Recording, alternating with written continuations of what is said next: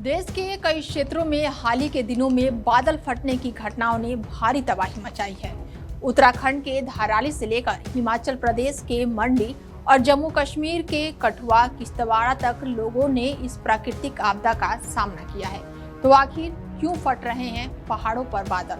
वैज्ञानिक बताते हैं कि जब नमी से भरे गर्म बादल पहाड़ों से टकराते हैं तो अचानक ठंडा होकर भारी मात्रा में पानी एक साथ बरसता है और यही पानी तेज बहाव के साथ मिट्टी, पत्थर और घरों को बहा ले जाता है, जिससे अचानक बाढ़ यानी कि फ्लैश फ्लड पैदा होता है।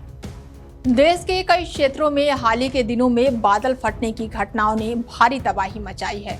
उत्तराखंड के धाराली से लेकर हिमाचल प्रदेश के मंडी और जम्मू कश्मीर के कठुआ किश्तवाड़ तक लोग इस प्राकृतिक आपदा का सामना कर रहे हैं। तो आखिर क्यों फट रहा है पहाड़ों पर बादल?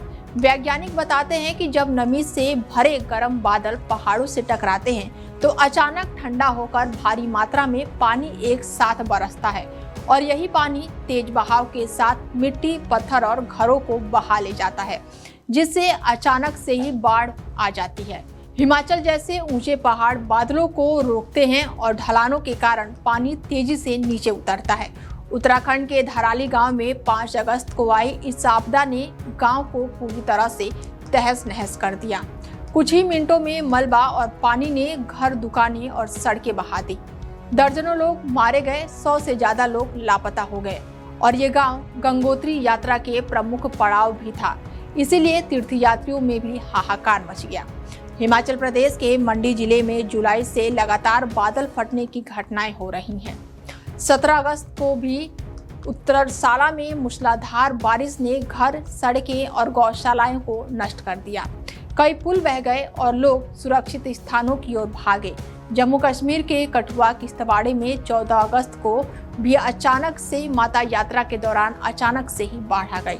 दर्जनों घर और दुकानें बह गई, 60 से अधिक लोगों की जान चली गई और 200 से ज्यादा लोग लापता हो गए। नदियों का पानी उफान पर आ गया और पूरे इलाके में दहशत फैल गई। मौसम विभाग और वैज्ञानिकों का कहना है कि ये घटना पहाड़ी भूगोल, गर्म और ठंडी हवाओं के मिलने और ग्लेशियर झीलों के फूटने की वजह से होती है। साथ ही जलवायु, प्राकृतिक और मानवीय गतिविधियों ने इस खतरे को और बढ़ा दिया है। विशेषज्ञों की सलाह है कि खतरनाक क्षेत्रों में रहने वाले लोग मौसम विभाग की चेतावनी पर ध्यान दें, नदियों और नाले की सफाई मजबूती के साथ करें और सुरक्षित स्थानों पर लोगों को प्रशिक्षित करके आज सबसे जरूरी बन गया है। वनों की रक्षा और अंधाधुंध निर्माण पर रोक लगाना भी बेहद जरूरी है। इसके साथ ही सैटेलाइट डाटा के उपयोग पर से पहले से खतरों को पता लगाने की व्यवस्था भविष्य में ऐसी आपदाओं से बचाव का सबसे कारगर तरीका है। और यही वजह है कि मंडी, धाराली और कठुआ किश्तवाड़ में हुई प्राकृतिक तबाही सिर्फ बारिश या मलबा नहीं है, बल्कि ये हमारी तैयारियों, चेतावनी प्रणालियों और पर्यावरण संरक्षण पर भी सवाल खड़ा करती है। और ऐसे में जागरूक रहना, सतर्क रहना और सुरक्षित स्थानों पर पहुंचना ही हमारी सबसे बड़ी सुरक्षा है। फिलहाल इस खबर में मेरे साथ इतना ही। देश दुनिया की तमाम बड़ी खबरों के लिए जुड़े रहिए हमारे साथ और देखते रहिए DD24 भारत। नमस्कार।